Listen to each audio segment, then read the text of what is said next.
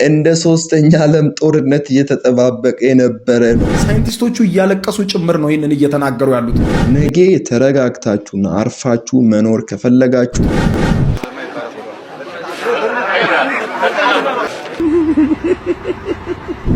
ሰላም እንዴት ናችሁ? ውዴ ግሩም ለማ ዩቲዩብ ቻናል ቤተሰቦች በያላችሁበት ሰላማችሁ ይብዛልኝ። ዛሬም በአዲስ ቪዲዮ መጥቻለሁ። ከበዓል በኋላ እንግዲህ ይሄ የሁለተኛ ቪዲዮ ነው። በሶሻል ሚዲያ ላይ በጣም መነጋገሪያ እየሆኑ ያሉ ጉዳዮች አሉ። በዓለም አቀፍ ደረጃ ደግሞ መነጋገሪያ የሆነው የቺምፓንዞች ወይም የዝንጀሮች ጦርነት ብዙዎችን እያነጋገረ የብዙዎችን ትኩረት ስቦ ነው ያለው። ያ ጦርነት ከምን ተነሳ? አሁን ያለበትስ ደረጃ ምን ይመስላል የሚለውን አብረን እናያለን። ሌሎችንም ጉዳዮች ደግሞ የምንመለከት ይሆናል። ለዚህ ቻናል አዲስ ከሆናችሁ ሰብስክራይብ በማድረግ ቤተሰብ መሆን በፍጹም እንዳትረሱ። እስከ መጨረሻ አብራችሁ። በመጀመሪያ ደረጃ የምናየው ይሄንን ቪዲዮ ነው። እስኪ በደንብ ይዩት።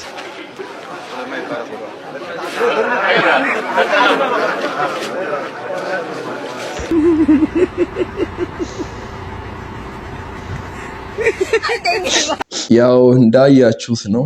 አንድ የሆነ ሰርግ ይሁን ምን ይሁን አላቅም፣ ግን የሆነ ዝግጅት አለ። ይሄ ሰው ዘመናዊነት ጎለዋል ብዬ ለመሳቅም እናንተንም ለማሳቅም አይደለም። በነገራችን ላይ የመጣሁት የማይክ አጠቃቀም ስላላወቀ ሌላ ነገርን አላወቀም ማለት አይደለም። ምናልባት በማይክ የሚነገርበት ቦታ ላይ በብዛት ላይገኝ ይችላል ያ ሰው፣ ግን በሌላ ስፍራ ላይ አይገኝም ማለት አይደለም። ይህንን ወስደን ያንን ሰው እንደ ማህየምና እንደሆነ ነገር አድርገን የምንቆጥርበት መንገድ ጥሩ አይደለም ብዬ ለማለት ነው ይህንን ቪዲዮ እየሰራሁኝ ያለሁት። ምናልባት እንደዛም የምታስቡ ካላችሁ አይታችሁታል። ማይኩን የታችኛውን ሳይድ ነበር መጀመሪያ ላይ እንትን ያደረገው፣ ከዛ ጎኑ ነው በጣም ያሳቀኝ።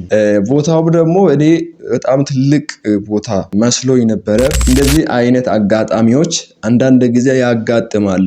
ምናልባት ስለፈራም ሊሆን ይችላል ይሄ ያጋጠመው፣ ሳያቅ ቀርቶ ሳይሆን ስለፈራና ስለደነገጠ እንደዛ አይነት ፕሮግራሞች ላይ ከፊት ወጥቶ ቆሞ ስለማያቅም ሊሆን ይችላል። በዚህ እንድትይዙልኝ እፈልጋለሁ። እናም ደግሞ ከዚህ ጋር ተያይዘው አንድ ነገር አስታወስኩኝ። ባለፈው በድሬዳዋ ዶክተር በተባለ ሰው ላይ የሆኑ ግሩፖች ስልካችንን ሰርቀሃል በሚል ይህንን የሚታዩትን አይነት ድብደባ በጀማ ወይም በግሩፕ አድርሰውት ነበረ።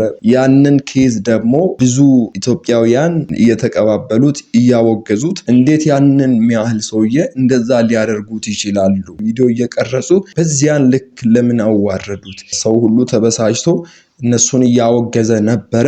አዋሽ ባንክ ደግሞ ለዛ ሰው የ500,000 ብር ሽልማት ወይም ስጦታ ሰጥቶታል። ከምን አንጻር እንደሆነ ባላቅም፣ ግን ያ ነገር ስለደረሰው ምናልባት ልቡ እንዳያዝንም ብለው ሊሆን ይችላል ያንን የሰጡት። በጣም ደስ ብሎኛል። እንደዚህ አይነት መተጋገዝ፣ እንደዚህ አይነት መረዳዳት በእኛ ውስጥ በኢትዮጵያውያን ውስጥ ብኖር ብዙ ነገሮችን ልናደርግ እንችላለን። ወጣቶች የሆኑ በዚያን ሌቨል መውረድና ቀሎ መገኘት ጥሩ አይደለም። በተለይ በትላልቅ ሰዎች ላይ ያንን ሁሉ ነገር ማድረስ ከወጣት ማይጠበቅ ነገር ነው። ነገ አድጋለሁ ብሎ ነገ ሀገር እረከባለሁ፣ ነገ ጥሩ ላይፍ መኖር እፈልጋለሁ ብሎ ከሚታገል ወጣት እንደዚህ አይነት ድርጊት የማይጠበቅ በጣም ነውር የሆነ ተግባር ነውና ወጣቶች ከዚህ እንድትቆጠቡ። በትላልቅ ሰዎች ፊት እንደፈለጉ መናገር፣ ትላልቅ ሰዎችን ማንቋሸሽ፣ ትላልቅ ሰዎችን መናቅ፣ ትላልቅ ሰዎችን እኔ እበልጥሃለሁ በእውቀት በምን እበልጥሃለሁ ብሎ